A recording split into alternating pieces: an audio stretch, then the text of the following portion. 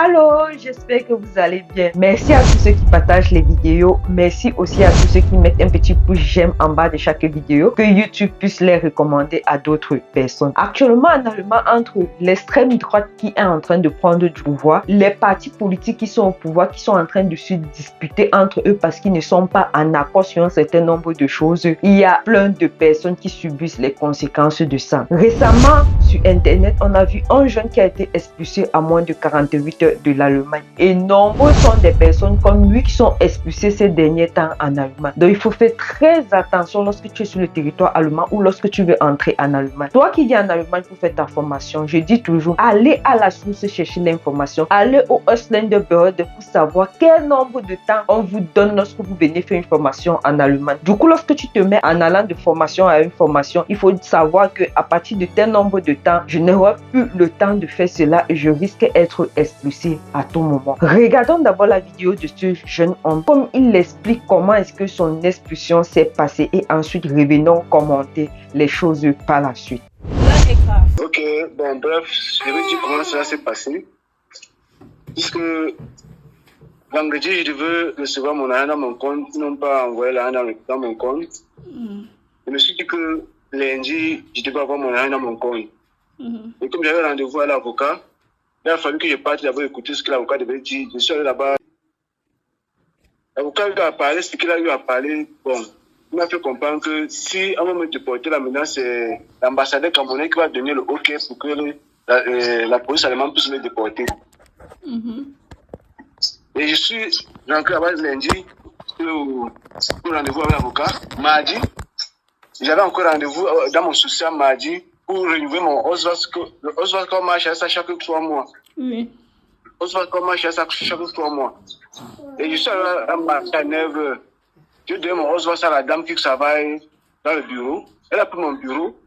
Elle est entrée dans son bureau. Elle est entrée dans son bureau.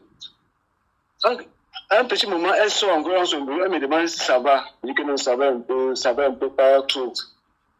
Elle ne fait que rôder devant moi, je ne sais pas ce qui s'est passé. Subitement, je vois 2 policiers qui sont derrière moi. Ils commencent à me poser des questions, mais ils me font comprendre que ça c'est la police de l'immigration et qu'on va me rapatrier. Moi, je n'ai pas fait la force à eux. Ils m'ont pris là, elle m'a dit que j'avais ça présentement là. Il m'a dit là, comme moi je suis à Ochat, il m'a dit ça à Ochat. Ils m'ont pris mardi là, ils sont descendus à Leipzig. Ils m'ont laissé à la police de Leipzig. Et puis ils sont rentrés à Ochat. Maintenant, c'est la police de Leipzig qui a commencé à faire le travail, m'ont amené au niveau de Dresden, devant le juge là-bas là. Le juge a fait comprendre que non, la décision vient de l'ambassadeur, que l'ambassadeur a laissé OK comme on me rapatrie. C'est comme ça qu'on m'a amené dans la cellule de déportation. Et mardi maintenant dans la nuit, puis ils m'ont mis dans l'embarquement, dans le vol, à Francfort. C'est comme ça que j'ai pris le Air Maroc. Ils m'ont laissé à Maroc on a fait l'escale au Maroc dans la nuit. Et puis on a encore fait le vol au Maroc pour le Cameroun, pour Yaoundé. Et Yaoundé, ils m'ont laissé à Douala. Donc c'est pour voir que le film s'est passé quoi. Donc c'est ça. Vraiment, je demande l'aide à tous mes frères camerounais de venir en aide. Je vous demande pardon, mes frères et sœurs. Aidez-moi s'il vous plaît. Je vous demande pardon. Même si c'est 1 euro, ça va beaucoup m'aider à reprendre le chemin. Je vous demande pardon. J'ai besoin d'aide. Je remercie mes frères de Leipzig de 2 euros qui sont en train de faire qui sont en train d'ouvrir un cagnon pour moi. Je les remercie vraiment, mes frères. Je ne savais pas que mes frères pouvaient se récupérer un jour pour moi comme ça là. Je ne savais pas. Vraiment, je vous donne vraiment un coup de main, un coup de chapeau pour tout ce que vous êtes en train de faire. Je vous remercie énormément. Ouais, mon frère, ça va aller vraiment. Ça va aller, on comprend. C'est pas facile d'être ici, là, comme ça. Tu te retrouves au pays. Et il y a un rythme de vie ici. Tu n'as rien là-bas. Rien, ouais. Ça va aller. En tout cas, je vais poster sur ma page. On va aussi ouvrir une cagnotte sur ma page. Tu vois. Donc, et t'ai expliqué. Avec la cagnotte, quand tu entres dans le lien, tu vois tout ce qu'on a cotisé et tout. Tu seras à la disposition de ton argent sans problème. Vraiment, ça va aller. C'est pas Ok, facile. merci beaucoup. Je m'a fait comprendre que si j'avais un enfant dans le territoire allemand, ça pouvait me laisser au moins ce que j'avais dans le territoire. Mais cette fille est venue, elle m'a pas aidé, elle est partie. Donc vraiment, ça m'a beaucoup fait mal. Donc tu as fait venir une fille du pays dès qu'elle est arrivée. Elle est même descendue chez toi. Elle est arrivée chez moi, elle m'a fait comprendre que ma maison n'est pas bien, que ma maison n'est pas comme pour mes amis, tout ça là. Que tu n'as pas les papiers et tout ça. Oui, que je n'ai pas les papiers et tout ça. Et puis, elle m'a laissé les partir. Ayant dépensé plus de 6 millions de francs, c'est pas sur elle comme ça là. Donc vraiment, c'est Dieu qui m'a donné la force d'être debout aujourd'hui, comme vous voyez là, sans cette pour Non, l'AVC. Non, ça se voit que tu es fort. Ça se voit que tu es fort, même si tu arrives à parler comme ça sans... Parce que même les hommes pleurent, ça se voit. Mais ça va aller. Ah ouais. Ça va aller, on va se battre et tout. Vous-même, vous avez vu la vidéo. Il a été déporté à moins de 48 heures, c'est-à-dire aujourd'hui tu dors en Allemagne et demain tu dors en Afrique. Mais je sais qu'il y a des personnes ici en Allemagne à qui ça ne doit rien parler au fait. On vous dit, lorsque vous entrez sur un territoire, essayez de réglementer votre situation. Il est là, ça fait déjà un bon bout de temps. Il pouvait essayer d'aller par exemple vers des agences comme BF7, que BF7 essaie de lui trouver par exemple une formation professionnelle ou une mini formation de quelques temps qu'il peut faire. Et à travers cette formation-là, il puisse faire quelque chose ici en Allemagne. Il puisse travailler quelque part et obtenir son papier. Vous savez, les gens n'ont pas ce genre d'informations. Et comme je dis souvent, la bonne information est la clé de la réussite des personnes.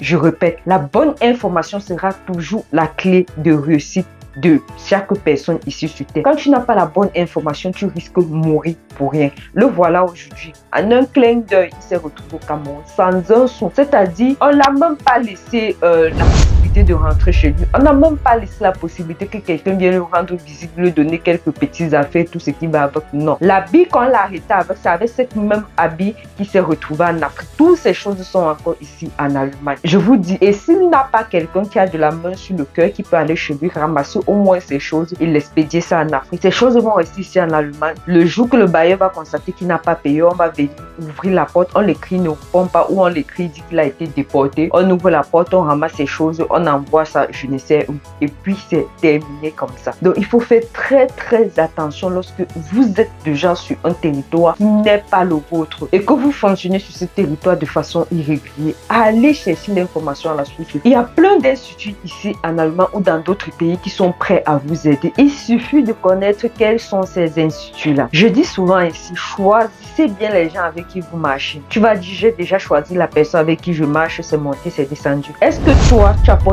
quelque chose dans la vie de cette personne? Est-ce que cette personne apporte aussi quelque chose de plus dans ta vie? Il faut regarder ça. Moi, si par exemple, j'arrive ici et que je suis en train de demander l'asile, si parmi mes amis, il n'y a pas quelqu'un qui a déjà eu à demander de l'asile politique ici en Allemagne, mon frère, je vais me mettre à chercher quelqu'un qui a déjà fait ça. Et quand je trouve même quelqu'un qui a déjà fait ça, quand lui me donne des informations, je m'en vais sur Internet. Je m'en vais vers des agences qui sont censées s'occuper de ce genre de cas. Je leur pose des questions. Chaque temps, dès que je peux, je les bombarde des mails. Dès que je ne comprends pas quelque chose, j'essaie de les bombarder avec des mails parce qu'ils répondent à ces mails-là généralement. Quand je dis je cherche absolument quelqu'un qui a déjà eu à passer par le même cas que moi, c'est pas forcément pour faire de lui un ami, parce que si je cherche à faire de lui un ami, ça peut être une amitié basée sur des intérêts. Lorsque je trouve une personne qui a déjà eu à passer par le même cas que moi, je lui dis directement, si j'ai essayé d'entrer en contact avec toi, c'est parce que voici ma situation et tout ce qui va avec. Entre nous Africains, c'est vrai qu'on n'aime pas souvent s'entraider,